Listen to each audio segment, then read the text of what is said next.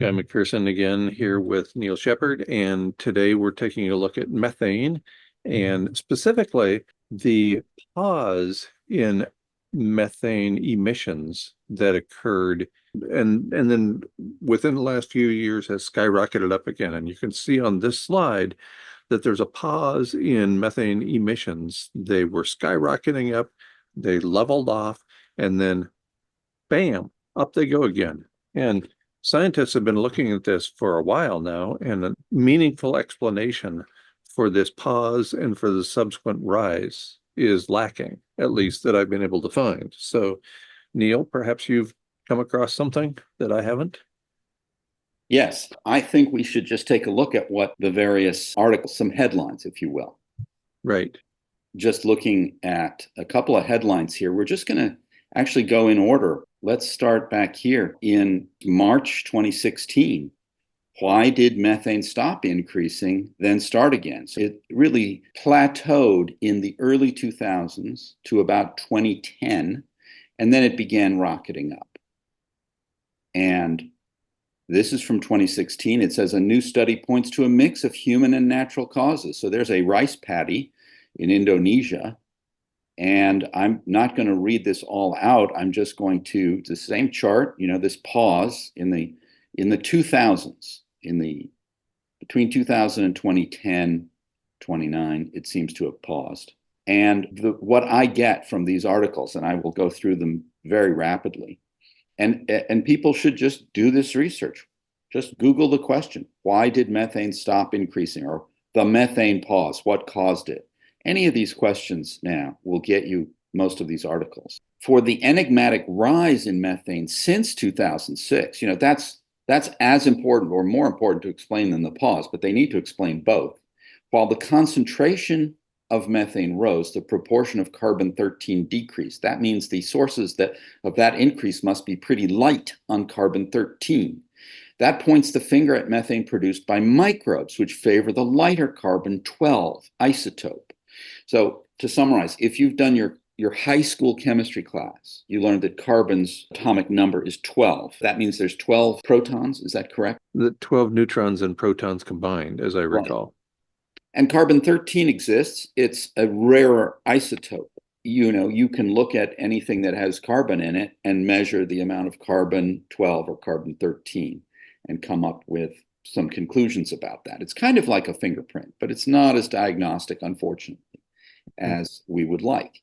So the scientists have used the carbon-12 and carbon-13 to kind of try and say, where did the methane come from? Did it come from current decay or current biological activity? That means bacteria and animal activity or farming. Or did it come from oil and gas operations that release ancient methane, which apparently has a higher concentration? We're now on another article. I'll just go quickly. July 2017. This is from climate.gov. After 2000 era plateau, global methane levels hitting new highs. And so again, the same chart. And these are the scientists who are asking. They consider here in this article, scientists have long recognized the possibility that global warming could ignite a methane bomb in the Arctic. That is the massive amounts of primitive methane that are trapped in ice as crystals and buried in permafrost. But the ice is mostly, am I right, Guy? It's in the nearshore traps or shallows in the Arctic. Yes. Yes, that's absolutely right. Since it's in such shallows, it doesn't take a rocket scientist to think that a certain amount of warming, might take a long time to go through a mile thick glacier, but to just unleash some of these bubbles that we can see, they're literally frozen bubbles, like a frozen drink, methane hydrate, that a rapid release of huge amounts of methane suddenly from thawing permafrost could trigger extinction level warming. There's many scientists that have been worried about this. And in fact, Guy, I recall from now almost 12 years ago, you were in touch with a couple of Russians who mysteriously disappeared, a couple of Russian scientists who no one hears from anymore. Yes, that's exactly right. And they were particularly concerned about methane on these relatively shallow continental shelves, especially the East Siberian continental shelf. These bubbles happen to be from Abraham Lake in Alberta, Canada, and were captured. That photograph is from 2016, 2017. Even without a catastrophic Arctic release of this kind, methane matters, it says. Other suspects. This article goes through, we don't have time. We're trying to keep a brief update on this. So the net is ruling things out. The post-2007 uptick roughly coincides with rapid deployment of natural gas fracking in the United States. So we changed paradigms. So fracking was unleashed by, at the tail end of the Bush-Cheney, but super unleashed by that pro-climate president. What was his name? Barack Obama. Yes. Super unleashed fracking on the American continent. And what is it? In Canada, the oil sands. And so this would tend to make fugitive emissions from oil and gas a logical suspect, but attempts to verify the connection have produced counterintuitive results. Because, again, he explained, methane derived from fossil fuels is rich with carbon-13, and air samples in this period show that the amount of carbon-13 flavored methane is dropping worldwide.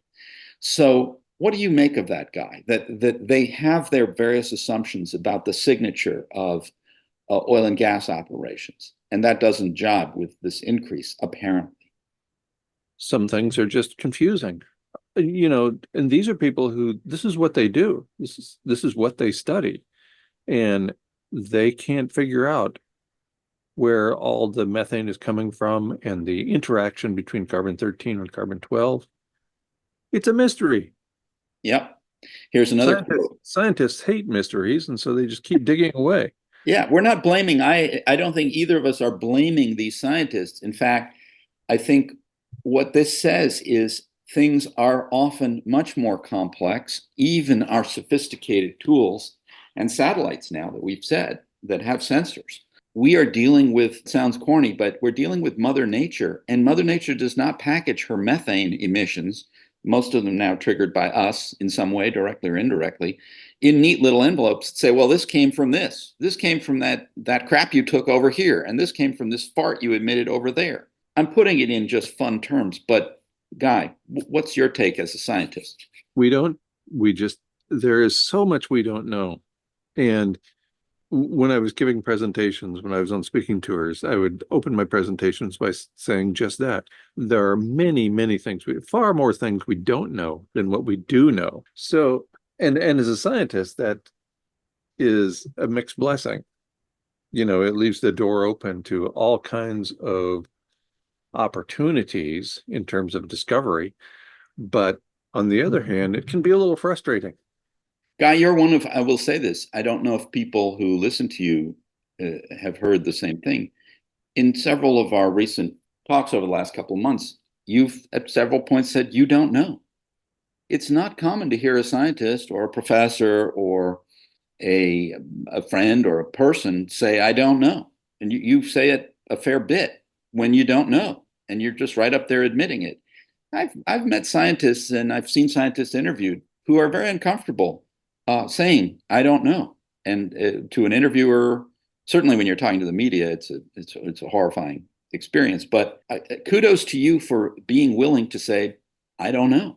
It is worthy. That's the fun thing. Most people don't understand. Scientists love it when they don't know. That means fresh science is probably at hand. Am I right? Absolutely. And this idea that we know enough or that we know a lot about a particular topic is hubris, fully blown. We know so little about the natural world, pecking away with these tools that we have developed. And I don't know that we'll ever get anywhere close. One of the premier scientists was Natalia Shikova, and that was one of the scientists who was studying this issue and making great strides. I think she was one of the ones you were thinking about, who just sort of disappeared over time. It's too bad. I hope she's okay, and her husband. Yes. In this little segment, Ewan Nisbet, a methane expert from Royal Holloway University, London, thinks natural wetlands could account for the lion's share of the increase since 2007. Oh, he thinks that. Not only is the geography right, he explained, and I should say, they are sort of able to track methane on the planet in different veils at different latitudes because of, I guess, the Coriolis effect and other things. Methane does mix in the atmosphere, but they think they can track it at various latitudes. And he says the geography is right, but international agricultural statistics provide no evidence for large matching increase in either ruminant populations or rice cultivation.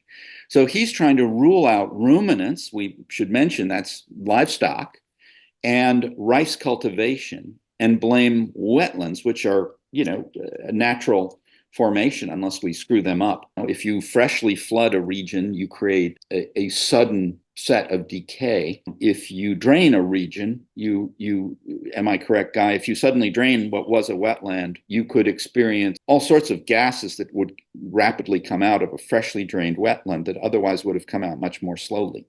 Yes, absolutely. And, exposing that relatively shallow material, having the water disappear from it or have it siphoned off, that just opens it up for all kinds of release of things like methane. Sure. And you should be careful, listeners, when you look at something and you see in some of this research, you'll see for sources of greenhouse gas, you'll often see a category called changes in land use or land use changes. That means humans ripping the land off in one way or another, turning it into farms, scraping it, filling it, unfilling it, draining it, swamping it. Any of those changes usually precipitates some sort of significant change in greenhouse gases, causes Yes. decay. Yes, and that's been widely known and reported for a few decades at least. The difference between land use and other sources of various greenhouse gas emissions. It struck me, Guy, how in many of the charts we've looked at, land use change is a significant pie slice. It also means deforestation. If you take a forest that was there and clear cut it just to harvest the logs, that's a land use change of significant order. It's a real injury to the whole biotic system of the land. If you then turn it into a soybean farm, that's another set of injuries. You're adding fertilizers, you're causing nitrous oxide emissions, you just, all of that stuff it all comes into this category of the statistical tracking of just land use change, but it's all catastrophic to the biota when you make those changes. And as usual with science, the lesson comes after the exam. Right. So we discover the adverse consequences of our actions only after the adverse consequences, only after the actions have been undertaken. So very quickly, this is Wired Magazine, and I'm not going to drill into it. You're free. It's a free country still, at least till January 20th. May 16th, 2019, Wired Magazine. Atmospheric methane levels are going up, and no one knows why. You can read the body of the article. It rehearses some of what we're talking. But then more scientifically, in terms of authorship, the Imperial Sustainable Gas Institute blog. This is a three-part series of articles that begins in February 2023, working on this very issue of what caused the pause and, more importantly, what is causing the rocketing up. And I'm just touching on the top three articles of this three-part series. Methane Origins, Part 2, the Millennium Methane Plateau and Post-Plateau Rise. Scientists turned to carbon isotopes to try and understand exactly what had stopped the increasing concentration in its tracks. And so it rehearses there. Chen and Prin reported an increase in emissions from rice and biomass burning and suggested that a decrease in the energy sector could be the reason for the plateau. However, the evidence suggests the reduction in fossil fuel emissions had a greater impact. It's an observation that also clarifies why the isotopic signature remained unchanged during this interval. So it's a real conundrum. We get to part 3, and there's no real answer here. You're free to read it. This is another graphic that we can pause on in a minute. But I'm going to bring it to a close with this summary, which I've got, right, to summarize here using this chart, which we've seen before. And again, I've seen variations on this chart where agriculture is swung to a larger percentage and where there's a few other pie slices. In this particular chart, does not even have the category land use change. And so that's missing data here. This chart, this compilation does not actually categorize that. Maybe it's other industry waste that has that. But in general, the scientists assume that a higher C13 concentration in the methane, carbon 13, means it's methane from oil and gas releases, that sector. And a lower ratio means it's from wetlands, agriculture. I'm a layperson, but listening to all this, I suspect there's some revisions needed in these theories and some further investigation about continuous observation about what type of methane is coming out of oil and gas operations. It could be that it's changed. It could be that they're tapping into methane that has a lower signature, and therefore they have to change a lot of their data. What do you think, Guy?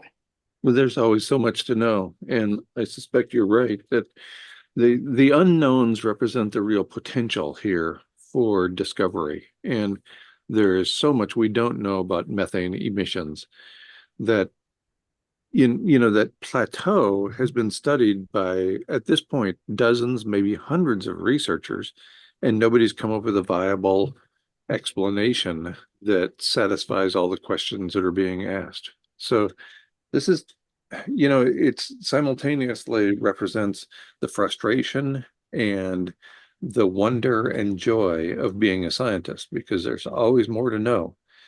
We'll close with this slide, which I compiled. This is just a short list, and I think I've left out several categories. But the articles that I have mentioned, and some other articles, have contained various hypotheses that blame or assign the following for the rapid rise since about 2010, 2011. That the rapid rise we're seeing in methane is from fracking and oil and gas operations. That it is from wetlands, pure and simple. That it is from rice farming. Not just general farming, but rice farming in particular, that it is from ruminants. And there's even one article that means livestock. And there's one article that says it's from India, because people don't know this, but the largest cattle population in the world is not in the United States and Canada. It's not in Brazil. It's not in Argentina. Those three countries have huge cattle populations. It is in India, and it's mostly used for dairy because many of the largest faiths in India don't believe in slaughtering animals generally and slaughtering cows or beef in particular, which is the iconic animal of the various religions categorized as the Hindu religion. But that said, India has apparently the largest herd of cattle. Many of them are used for simply as draft cattle. Their milk is used, and they're used for other things. It is from biomass burning, or just from landfills and waste and our mishandling of waste.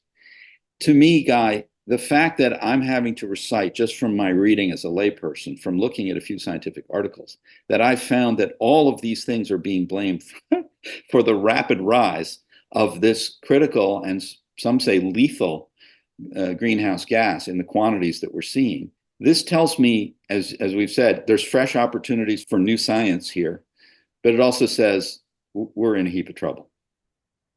Yes, absolutely. Because if you can't figure out what the source of the problem is, you're never going to be able to solve that problem, are you? That's right. And we're not going to know which thing, even once we found the source, I bet you, like many of the things we've reviewed in the last several weeks, it isn't going to be an easy policy equation. They'll try and make it easy. They'll say, well, if you just unhook that gas stove, or if you just stop using a plastic straw, it'll solve it. I don't think it's going to be easy. I look at all these categories, and I'm not going to order anyone to stop doing these various things. I don't think it'll work. No, absolutely not. And as you pointed out with India, there's so much here that is inextricably connected with the way of life, with the way of living for some people. So you're going to stop rice farming? I don't think so. We don't want to get rid of wetlands. We want the wetlands to remain because they're important for many, many species. So much of this information points to so many different factors, and none of them are you going to be able to go in and there's a silver bullet to fix it. Indeed. So with that, we close a short topic, an update on methane spurred by some of our recent investigations. There is a mystery afoot. Where does the methane come from? I haven't even listed the Arctic traps, the methane hydrate. So that is an important thing to still consider here. But given the number of things already on this list, it's kind of astonishing that this is still an open question. Yes, leaving plenty of room for future research. Yep. So with that, we will close it for today and see you next time.